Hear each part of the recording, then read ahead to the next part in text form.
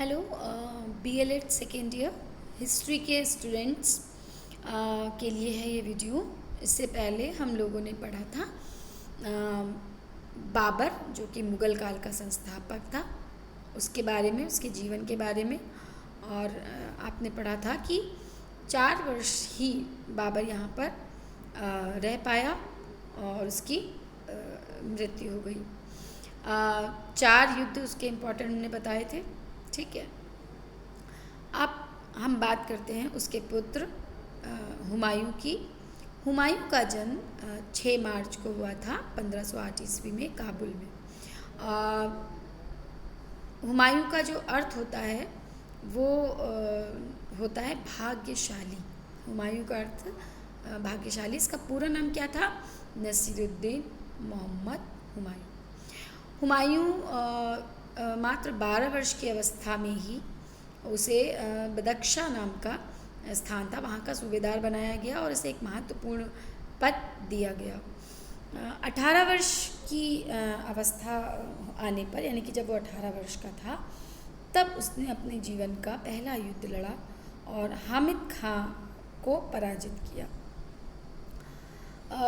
बाबर ही एक ऐसा पिता, अगर हम मुग़ल काल में बात करें, रहा जिसने अपनी वसीयत लिखी थी और अपनी वसीयत को पुत्रों में बांट दिया था, अपने पुत्रों में बांट दिया था और हुमायूं को इसमें अपना उत्तराधिकारी घोषित कर दिया था। बाबर ने ये भी लिखा था उसमें, और ये भी कहा था कि यदि उसके भाई कोई गलती करते हैं तो हुमायूं को उसे क्षमा कर देना चाहिए। और पानीपत की जब पहली लड़ाई हुई तो बाबर ने इसे हिसार, फिरोज़ा और बाद में संभल की जागीर दे दी थी। और खानवा के युद्ध के बाद बदख्शा का सूबेदार भी इसे नियुक्त किया गया। 29 अगस्त 1541 को हुमायूं ने हिंदाल की जो गुरु थे अली अकबर जामी, उनकी पुत्री हमीदा बानो से विवाह किया और 1542 ईस्वी में अमरकोट के किले में, क्योंकि हुमायूं के मित्र थे अमरकोट के शासक वीरसाल, उनके किले में ही अकबर का जन्म हुआ। और यानी कि हुमायूं के वीरसाल से बहुत अच्छे गहरे संबंध रहे। जब वो ईरान की घाटियों में भटक रहा था, आगे बढ़ाएंगे क्यों वो उस समय अकबर के जन्म के समय के बाद से नहीं रहा उसके पास। हुमायूं का जब राज्याभिषेक हुआ था तो उसकी जो अवस्था थी, 22 वर्ष का था वो, और 29 सितंबर 1530 ईस्वी में वो बादशाह बना। हुमायूं को जो ये सिंहासन मिला, वो देखने में तो लग रहा था कि बहुत फूलों से सजा हुआ है, लेकिन वो कांटों के समान था, क्योंकि बाबर के समय में जो दुश्मन उसने अपने एकत्र किए थे, वो हुमायूं के समय में विद्रोह पर उतर आए थे। बाबर का संपूर्ण जीवन संघर्षों में और युद्धों में बीता।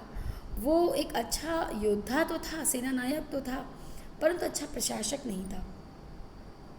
तो हुमायूं को जो राज्य मिला वो पूरी तरह से अस्त व्यस्त था। आप इसीलिए हुमायूं को जीवन भर कहा जाता है कि हुमायूं का जीवन जो है वो हमेशा लड़खड़ाते हुए बीता। जिस तरह वो लड़खड़ाते हुए शासक बना, उसी तरह भागते लड़खड़ाते उसका जीवन भी समाप्त हुआ। चौसा का युद्ध, जो उसके जीवन का एक महत्वपूर्ण युद्ध माना जाता है, 25 जून 1529 को गंगा व कर्मनाशा नदी के बीच का एक क्षेत्र है, जहाँ पर हुमायूं और शेरशाह सूरी का युद्ध हुआ। और इस युद्ध के बाद ही शेरशाह ने, शेर खां नाम था उसका, लेकिन उसने शेरशाह की उपाधि को धारण किया। इस युद्ध के बाद हुमायूं की हार हुई और इसी युद्ध में निज़ाम बिश्ती नाम का एक व्यक्ति था जिसने हुमायूं की जान बचाई। और बाद में कहा जाता है कि एक दिन का शासक उसकी जान बचाने के लिए हुमायूं ने उसे कहा था कि तुम एक दिन के राजा हो। और कई बार अलग अलग लोगों ने उसके बारे में लिखा है कि उसे एक दिन का राजा बनाया, किसी ने कहा 2 दिन का राजा बनाया, मतलब उसको इनाम स्वरूप ये दिया था उसने। हुमायूं के जीवन का जो एक महत्वपूर्ण युद्ध था वो था कन्नौज और बिलग्राम, जिसे हम कहते हैं बिलग्राम की लड़ाई। दोनों एक ही हैं, कन्नौज या बिलग्राम कहीं आता है, तो आप ध्यान रखिएगा, बिलग्राम का युद्ध और कन्नौज का युद्ध। 17 मई 1540 ईस्वी में बेलग्राम का युद्ध हुआ और इस युद्ध में हुमायूं बुरी तरह से हार गया और उसे छोड़ना पड़ा, अपना नगर निर्वासित हो गया। और कन्नौज से आने के बाद वो आगरा, फिर दिल्ली, दिल्ली से सिंध, बाद में बैरम खां की सलाह पर वो ईरान गया और वहाँ पर तहमास जो था, तहमास वहाँ का शासक था उस समय, उसके दरबार में गया और वहाँ पर जाकर माना जाता है कि वो स्वयं वैसे तो सुन्नी था लेकिन उसने शिया धर्म को स्वीकार किया। क्यों स्वीकार किया? ताकि तहमास जो है वो उसकी युद्ध में सहायता करें। ठीक है, उसे ऐसा लगा कि अगर इसके साथ संधि कर लेंगे तो जो है वो उसके साथ भारत में युद्ध करने के लिए आएगा या उसको सहायता प्रदान करेगा। उसने कांधार को विजय किया और उसको दे दिया, शाह को दे दिया, शाह तहमास को दे दिया। और लेकिन जो शाह था उसने काबुल और गजनी को जीतने में कोई दिलचस्पी नहीं दिखाई, क्योंकि वापस कांधार को फिर से हुमायूं ने अपने नियंत्रण में ले लिया, फिर काबुल को भी जीता। इसी समय में हिंदाल जो है का इसके साथ युद्ध करते हुए, हुमायूं की तरफ से युद्ध करते हुए मारा गया। फिर उसने सेनापति की सलाह पर, जो बैरम खां उसका बहुत महत्वपूर्ण सेनापति था, प्रारंभ से ही उसका सेनापति बैरम खां बहुत विश्वसनीय रहा। 1555 ईस्वी में बैरम खां ने ये सजेशन दिया कि फिर से भारत चलते हैं, दिल्ली पर आक्रमण करेंगे। तो उसने पंजाब के शासक सिकंदर सूर का जो सेनापति था तातर खां, उसको पराजित किया और रोहतास दुर्ग पर अपना आधिपत्य स्थापित किया। इसके बाद 15 मई 1555 को उसने फिर एक युद्ध किया मच्छीवाड़ा में, उस युद्ध में भी विजय प्राप्त करी। फिर 1555 22 जून 1555 में ही, मतलब इस वर्ष उसने कई युद्ध किए, सरहिंद के शासक को हराया और यहाँ का युवराज अकबर को बनाया। 23 जुलाई 1555 को हुमायूं ने दिल्ली में प्रवेश किया और इस बार शेर शाह सूरी को उसने पराजित किया और दिल्ली की विजय के बाद अकबर को लाहौर का सूबेदार बनाया, यानी कि अब उसने कहीं ना कहीं स्टेबिलिटी प्राप्त करने की कोशिश करी। लेकिन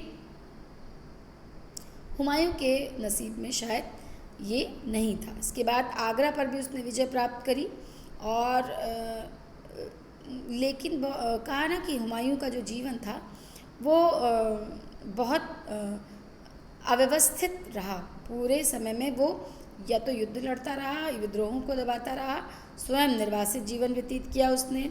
उसके पुत्र के साथ भी वो लंबे समय तक नहीं रह सका और अकबर का जन्म और पालन पोषण का पूरा दायित्व हमीदा बानो बेगम पे ही आ गया था और वीर साल जो शासक थे उनके ही किले में अकबर का काफ़ी समय तक लालन पोषण भी हुआ। मृत्यु कैसे हुई हुमायूं की?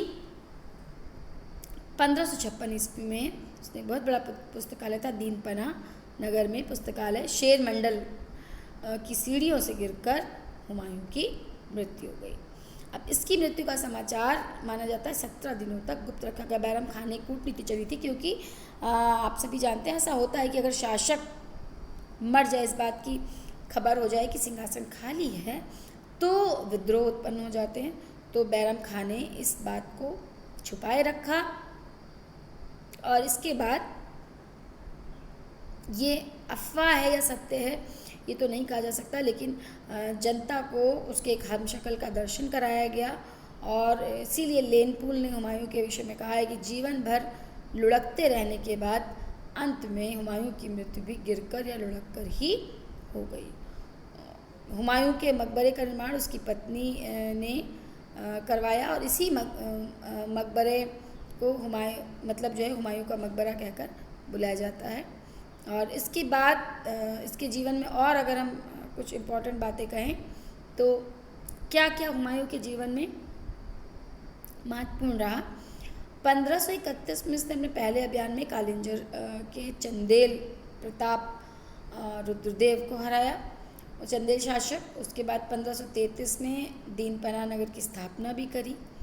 हुमायूं की जो हुमायूं नामा उसकी बहन गुलबदन बेगम ने लिखी थी, उसकी रचना गुलबदन बेगम ने करी।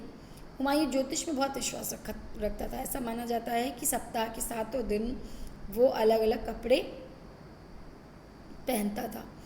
खास करके शनिवार के दिन काला और सोमवार के दिन सफ़ेद, ऐसे करके अलग अलग रंग के कपड़ों को पहनता था।